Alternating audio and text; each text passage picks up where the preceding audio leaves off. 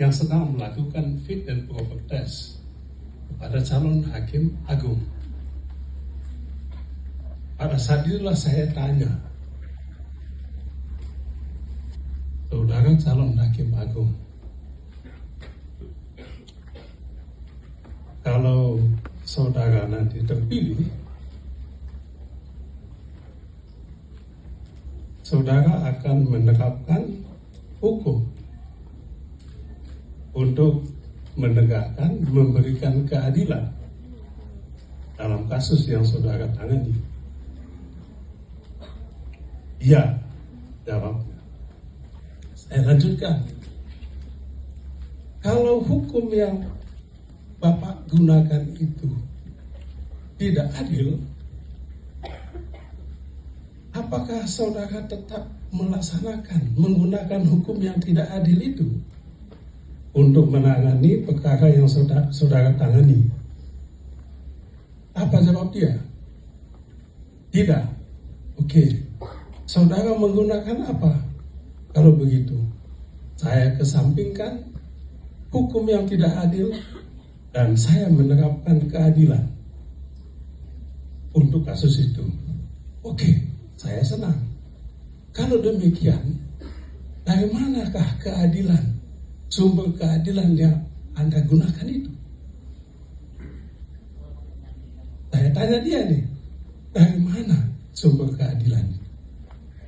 Kalau bukan hukum, bukan undang-undang, berarti ada sumber keadilan yang lain. Coba jelaskan, saudara hakim agung.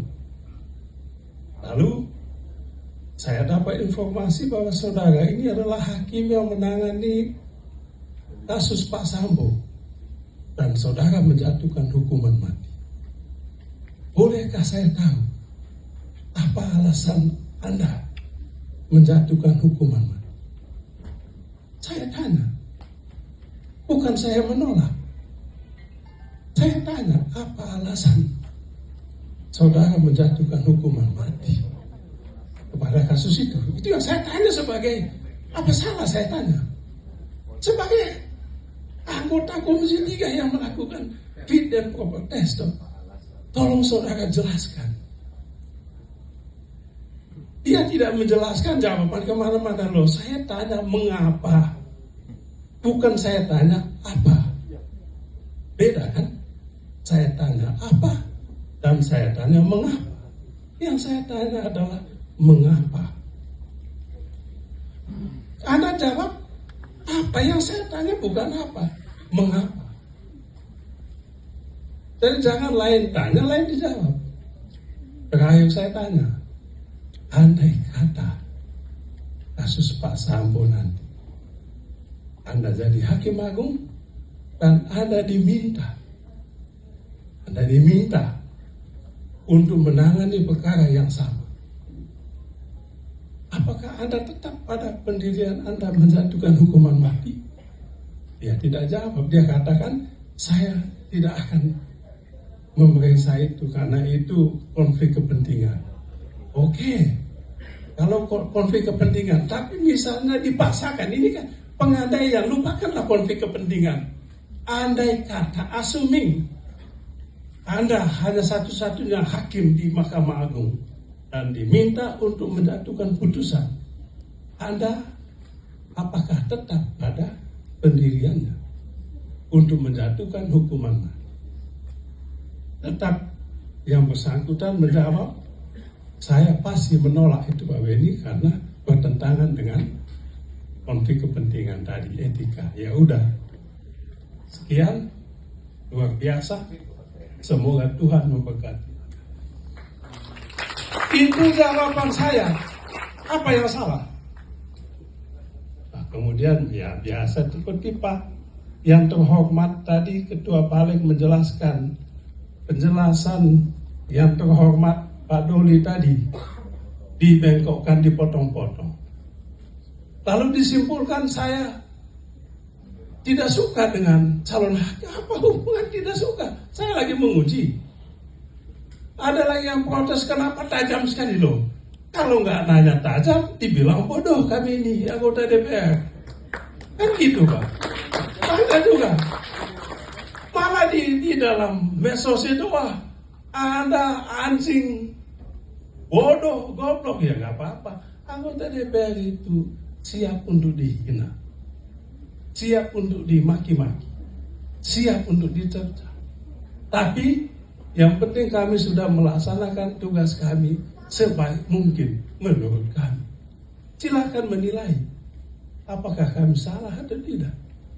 Jadi saya senang sekali adik saya tadi menanyakan itu.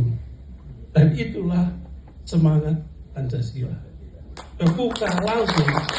Kalau perlu langsung tanya ke saya. Tanya, siapa itu anggota DPR namanya Benny Arman, datang. 24 jam rumah saya akan melayani. Ya, siapin apa? Nah itu semua. Saya ingin menambahkan sedikit. Pak Bob, penjelasan pertanyaan Bapak Dekan tadi ya. Jadi begini, kami datang ke sini untuk menerima masukan Bapak Ibu sekalian dan mahasiswa dalam konteks menegakkan meaningful participation. Jadi sebetulnya kami mendengar banyak. Bapak Ibu memberi masukan. Itu satu. Yang kedua, kami dalam membuat undang-undang, rancangan undang-undang itu ada 3 prinsip untuk menjawab itu tadi Pak dosen tadi. Prinsipnya apa?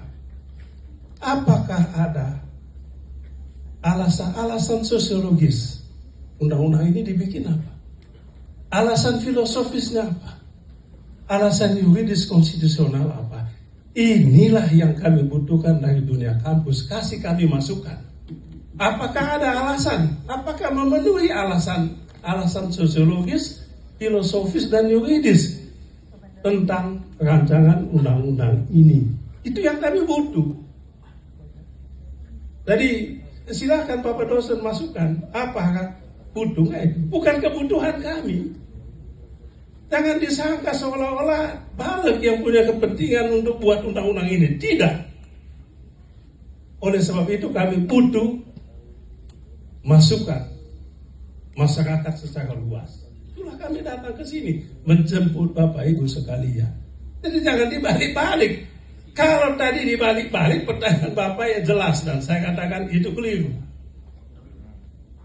Rancangan undang-undang ini tidak top down sifatnya, tidak. Bapak Ibu silahkan beri masukan. Ada alasan? Kalau Bapak bilang, oh tidak ada alasan, tidak penting undang-undang Badan Pembinaan Ideologi itu. Boleh, apa penjelasan? Saya rasa itu.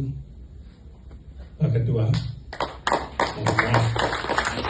kalau saya melebihi apa yang tidak diminta.